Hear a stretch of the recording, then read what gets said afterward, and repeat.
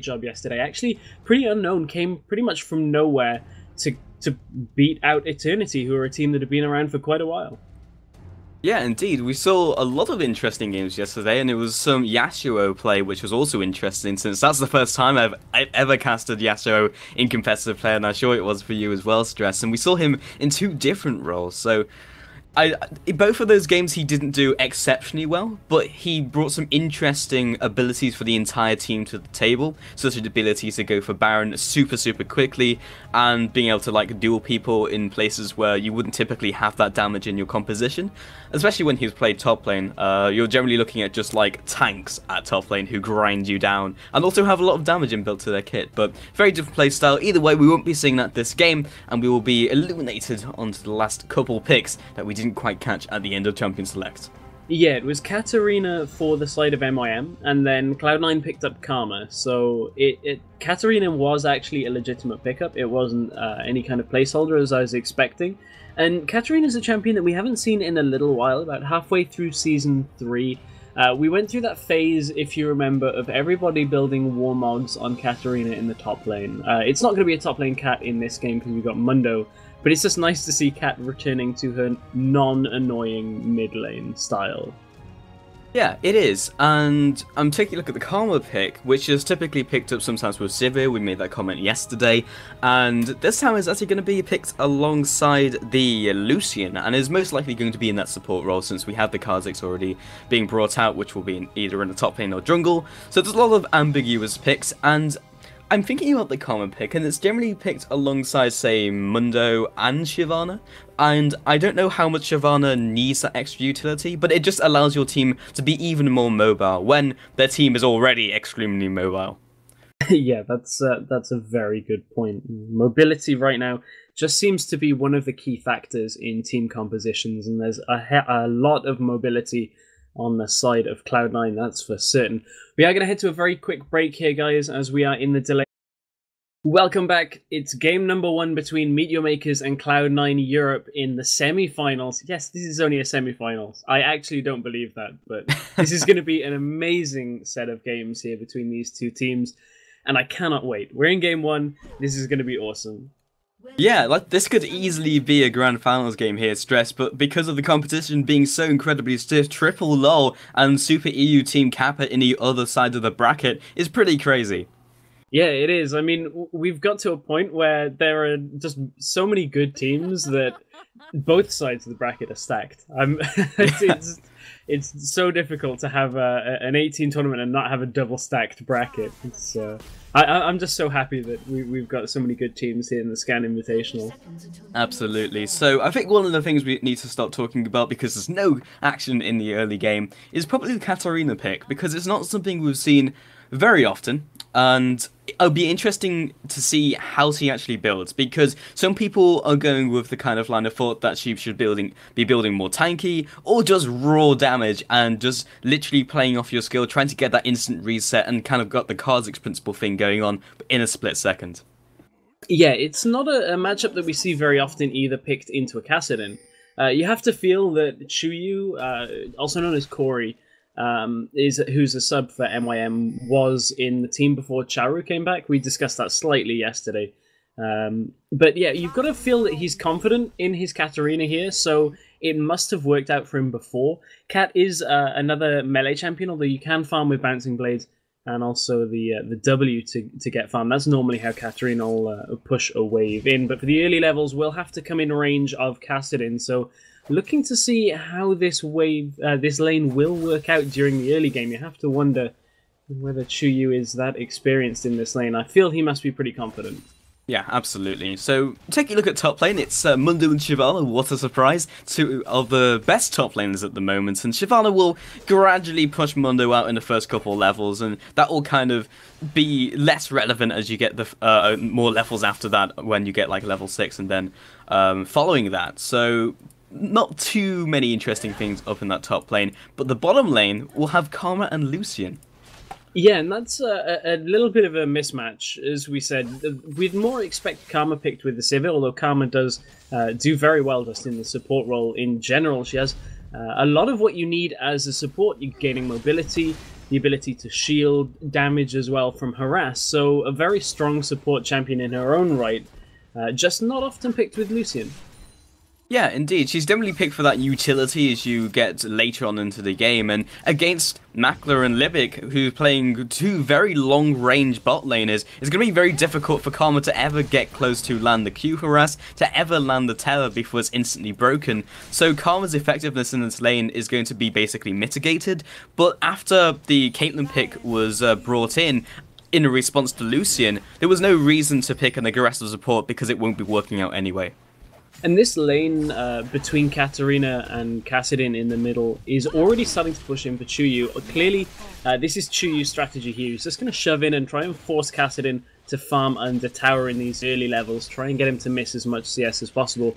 And of course, while Katarina is not quite as mobile as Kassadin is, obviously Riftwalk becoming available so often, he will be able to roam a lot, just like Ku is doing up to the top lane. Yeah, looking for this very early gank. They should be tanky enough to get in and get out. First blood picked up by Shyvana, instantly cancelling the tower aggro. Only one tower shot, smooth.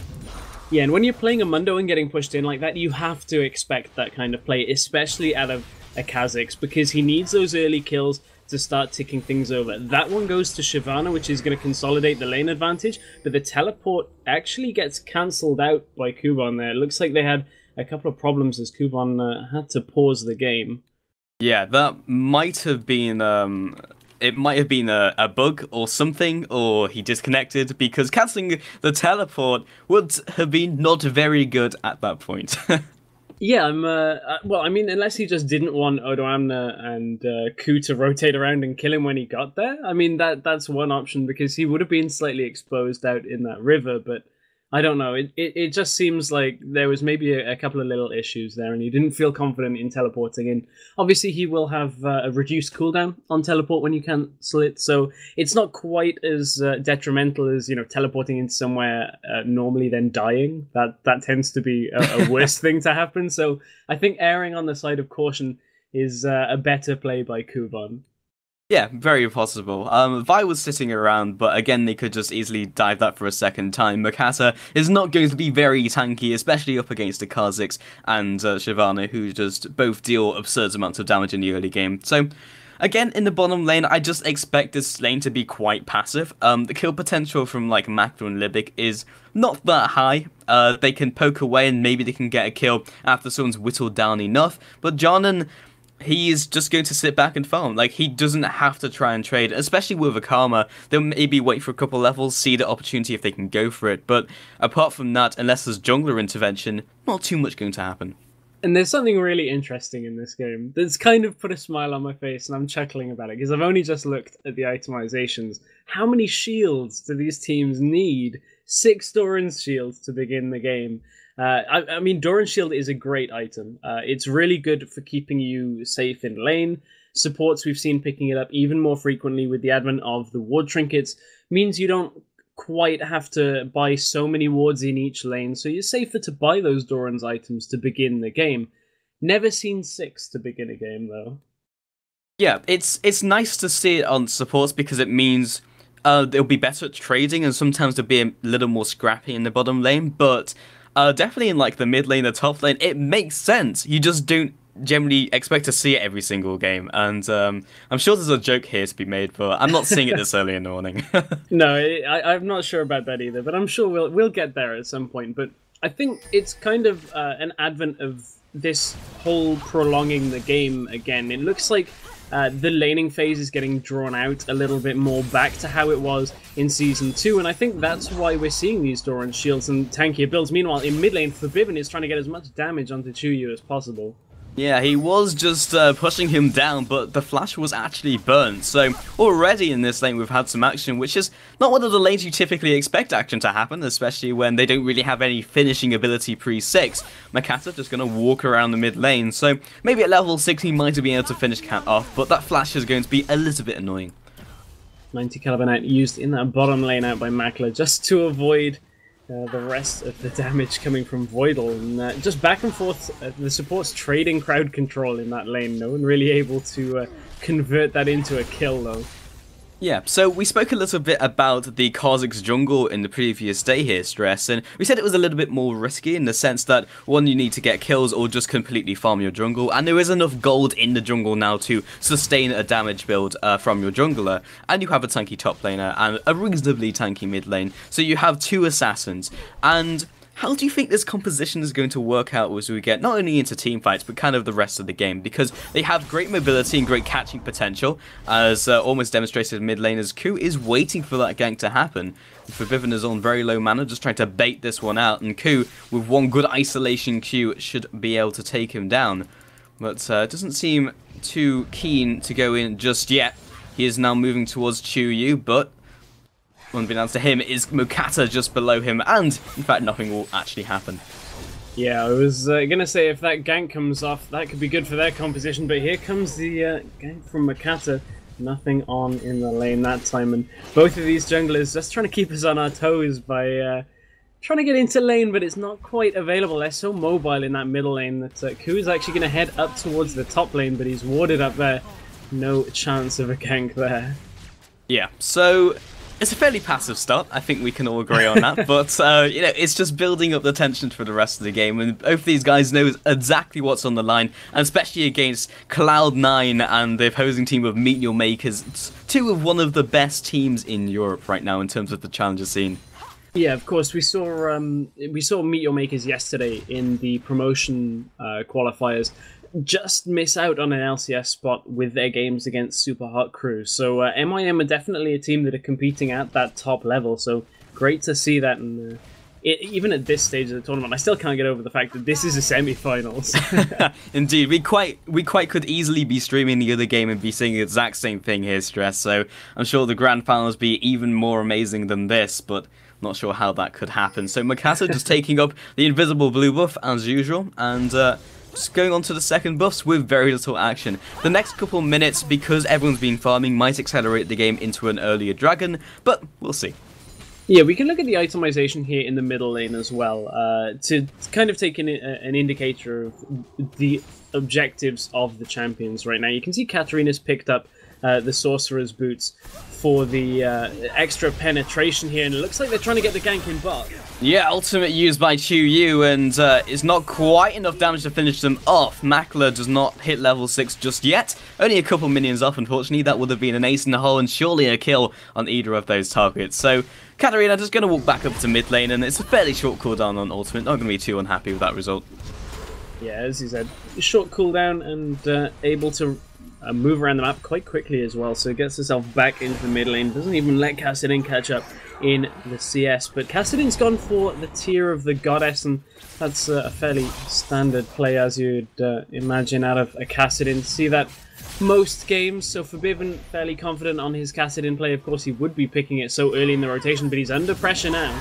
Yeah, Mokatte has arrived in the mid lane, but already isolated, so Ku's damage from his Taste Their Fear has been amplified. That's a very easy kill. And they'll just fall back to their own jungle, make sure that they can consolidate their lead here after picking up that kill. Once again, we're back up in the top lane with the two two tanky top lanes hitting up against each other, and that's just not going to be a very active lane for much longer, as both will just go back to farming. Yeah, I don't think they're hitting on the other, because that would be very strange. Yes, here, Stress. sorry. That's, I received a message from one of our other teams halfway through that sentence, and yeah, that's it didn't end very well. No, that's what happened. But Dragon has gone to the team of Cloud9 with their superb objective control, and as we've mentioned already many times, the isolation damage from Kha'Zix not only good at killing people, but killing objectives like Dragon. Yes, very good at that indeed. So Cloud9 repeating what we saw from them yesterday with their ability to control the map and control objectives. CHOYOU just going to go aggressive in that mid lane constantly, trying to just keep as much of that lead as possible. They really don't want Kassadin to start roaming around, because Kassadin's a champion that as soon as you get your core items and as soon as you start to roam, 1 or 2 kills will make you pretty much unstoppable, as you're so difficult to deal with. It's so difficult to stop a Kassadin from getting to the backline on CHOYOU. Yeah, perfect time to shun Poe, but again, isolation damage into the Void Spikes picks up another kill for Ku. And that will go a long way. We mentioned already, Kha'Zix just needs those early kills. Not quite as important as it used to be, but still, early kills on Kha'Zix can really help you shut out a game pretty quickly. And Cloud9 already with a 2,000 gold lead here at 10 minutes into the game. Looks like they're ramping up for that kind of acceleration we saw from them yesterday. And it looks like Ku's going to go for a build which is kind of centered around like a laning build, where he just goes for the triple longsword, and I'll be sure he'll pick that up, unless he just goes for the Spirit of the Lizard Elder, which is another option in the jungle, and has picked up the boots of mobility, because he just needs the mobility to get across the map, look for these ganks, which he's done already. So everyone looking strong on Cloud9, building up this early advantage, but it doesn't tell the tale of the rest of the game just yet. Yeah, it's one of those things that Longsword builds into so many items that it can be difficult when you pick up 2 or 3 on Kha'Zix to be like, well, I think he's doing this, but I have a feeling he'll probably just go for the Elder Lizard, as we've seen. Oh no, it's actually Brutalizer. As I say that, he does pick up Brutalizer, so... That's why you shouldn't call anything on Longsword. No, I know. I should never call things on Longsword. Well played, Pulse. You invested me in this one-upsmanship today. There we go. I'm sure you'll get me back later. It always happens, but... It's always when you look away from the item board. Always. But the commentator's curse, but... Alas. Curse to be wrong. Yeah, but anyway, so top lane, we've got Shyvana again itemizing in a very aggressive way, and Febiven aggressing in a very aggressive way onto Kubon underneath this tower. Dragon Descent comes across, he is bleeding down from burnout. Febiven is going to auto-attack him to death. I say that, but there we go, Flame Breath will eventually finish Kubon off in a slightly messy dive, but either way, there's no one to contest, so another kill to Cloud9. Cloud9 are looking very strong right now. They have themselves a good lead, and they might be caught out in the bottom lane. Yep, Strangleforms comes up, Makler still wailing on Voidle. Jarman just trying to block the route, jumps backwards with Relentless Pursuit, now using the culling to minimal effect, and the cuddling will not quite connect all the way. Now, with CHOYOU coming in from behind, all the junglers converging on the bottom lane, we are trying to see the reaction play from Cloud9. I'm not sure if it's going to be in time. Mokatte already using his ultimate, chaining it in with the huge damage from CHOYOU, has gone quite deep onto Ku and Febiven, who have now arrived into the bottom lane. Huge grasping root, re-engagement from CHOYOU, and the reset, jumps in with Shunpo, looking for, again, the Sinister Steal, and just not quite pick up the kill onto Febiven, but that's 2 kills in the bottom lane. A really good roam there out of the MYM team. They knew they had to get something done because they were falling further and further behind. They're only 300 gold down now, and the fact that they got a kill onto Katarina is going to give her even more gold to go towards the itemization to make sure in these early team fights she gets the resets to get it to snowball. And that'll kind of offset the snowballing a little bit that Cloud9 have, because if they can stall out Kassadin and Kha'Zix, Katarina will kind of do a similar, well, she will do a similar job in the team fights, and may be able to do it better as long as she doesn't get locked down. Yeah, Mundo just dropped incredibly low as he slightly underestimated the burst damage from Odoamne when he has picked up a Bladed Rune King first item, but Kha'Zix heading around the side. So, in many ways, Febiven is dead. He's not dead, he's just jumping back to turret. But in many ways, focusing the bottom lane is a good and bad thing. It's a double-edged sword, and Ku actually picks away the blue buff. I'm not actually sure how he did that. I didn't see the animation on any ability. It might have been avoid spikes at close range, but in the bottom lane, yes, they're being focused, but with mid lane doing so incredibly well, with top lane really in good shape, picking up a Bladed Rune King 2-0 and 2-0 and 0, then they can afford to have that weak gap. MYM is starting to rotate really well, though. They've taken 2 towers now with just good positioning from CHOYOU, Makler, and Libik, and I'm wondering whether they can keep that momentum going and keep getting picks in these lanes and around the jungle, because if they can do that and prepare themselves for Dragon, they can take the gold lead in this game, and Cloud9 are not a team that we've seen really be behind in the gold lead. Yeah, and it's close enough where this Dragon will swing it one way or the other, so now with that spawning in 30 seconds, we'll have to see if Mundo uses his teleport, which is on 30 seconds cooldown, so we'll be up basically when Dragon spawns. Shyvana will need to make a play there prematurely, or have to go into the top lane and try and be the extra split pushing threat. So we'll see what Odoamne does, because that will show what Cloud9 are going to do. Yeah, Dragon has come up, and with Ku in the bottom lane, it's a little bit of a risky play to go and take Dragon right now for Meet Your Makers, but KHOYOU might be caught out here as Libik and Makler are looking for him. Oh, he was trying to catch Makler, jumps forward using Flash, Void Spikes lands, Red Buff already finishes him off, and this is an easy double kill before Vi arrives. Now with KHOYOU trying his best to use Taste Their Bit, jumps in, does not even interrupt his leap in time, double kill, 2-for-1 trade, they'll take that, but now they do not have the smite, but they don't have the members to contest. Yeah, Vi is a champion that can begin to pretty much solo Dragon at this point in the game, but Mokatte doesn't feel all that confident in doing it, so not too surprised that they don't want to take it riskily. As you can see, Voidle and Jarman are around this bottom lane anyway, so it's a bit too risky a play to do it right now, but I think that's just erring on the side of caution out of MYM. They are still about 1,000 gold behind, so they need to start rotating again like they were doing earlier, but you saw how those early items and early kills on KHOYOU has really set KHOYOU nicely for this game. Looks like he's building towards an Ancient Golem now with that Kindle Gem and the Spirit Stone, so looking to maybe get that extra tankiness just to make sure he doesn't die quite so quickly. I do feel, though, that when we hit teamfight stress, we're going to see a lot of people dying, and we might see the Baron dying at 16 minutes. I mean, we saw this yesterday, and we see... Who was it? It just walked past Baron, just casually stole it, walked out and died. It was JWoww. He's not in this game, thankfully, but... they are just grinding it down. Odoamne's very low. Casting comes in to assist, basically to tank it up. They should be able to do it. They've got the damage juggle down. But is anyone going to react? The answer is going to be no. This could be a 17-minute Baron. Oh, it looked like KHOYOU actually aggroed Baron for enough would kill him, but Odoamne stepped in just at the right time to make sure the attack didn't go off. But that's a power play there out of Cloud9 and shows you just how comfortable they are right now in this game. They know, well, they must feel that the gold lead isn't quite as large as they'd like it because of those towers falling in favor of MYM, but Baron gives them a big spike in gold, and gives them a big spike in power and the ability to push now, and that's what we've seen out of Cloud9, is that acceleration, which is very similar to their North American counterparts. Indeed, and well, we see MYM picking up the Dragon, but I don't think they're going to be too concerned about that after picking up Baron, so...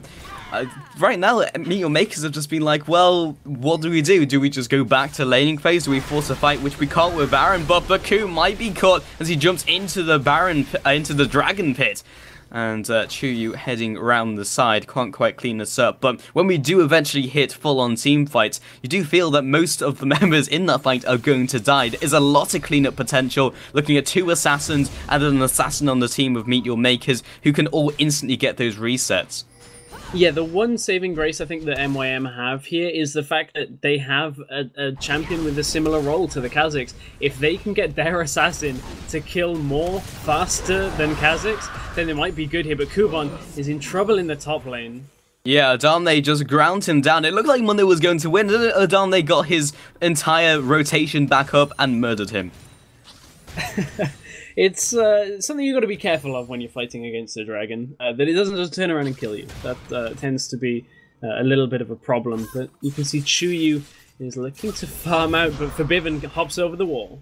Yep, Void Walk does hit him once, but CHOYOU chunked down to about half. He cannot survive another combo from Kasten, so he's going to have to back off immediately. And there's so many threats from all across the board. Febiven can take off 50% of someone's HP. KHOYOU will take off all of your HP, as demonstrated in the bottom lane. Colin comes across, picks up the kill, locked underneath the turret from Mokatte, 1-for-1. I don't think they can go any further on Jarman unless he stays around. Karma coming down to assist, and smart reaction from Mokatte.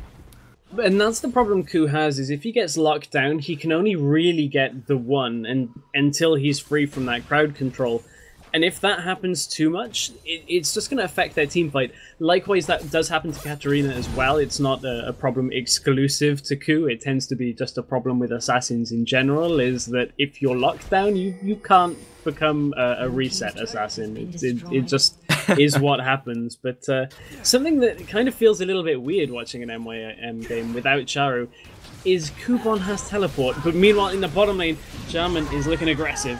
Yeah, Febiven instantly deletes him underneath that turret. Makler still following up because he knows Vi and also Katarina coming in from the side. And those are some free resets if I've ever seen one. Voidle lands a perfect cube but walks into a trap. He does not want to become a reset as Makler is wailing away at him. Sinister Steel into Bouncing Blades and does not quite catch up for Death Lotus, and they might actually decide to turn this one around, but Vi is heading in. 4 versus 3. CHOYOU picks up 1 in return for his own life, and Mokatte wants to get out of dodge. Ku has finally returned since this fight has been so long.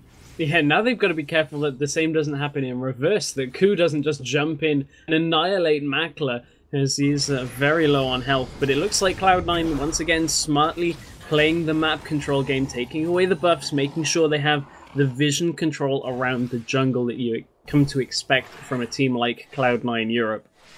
Yeah, so they have a lot of threats over the board, as we've already mentioned, but then they can start splitting up those threats and making it very difficult to 1v1 them, and then there's going to have to be smart rotations from Meet Your Makers to really deal with that. Because Kha'Zix's 4, 3, and 2 as the jungler is very scary. Shyvana 3-0-0 picked up a damage item and a full defensive item at 21 minutes as superb timing. So it's really, the pressure is up for MYM to try and push out Cloud9. Now that the Baron buff is worn off, it gives them a little respite, but it's still going to be difficult because of that gigantic gold lead.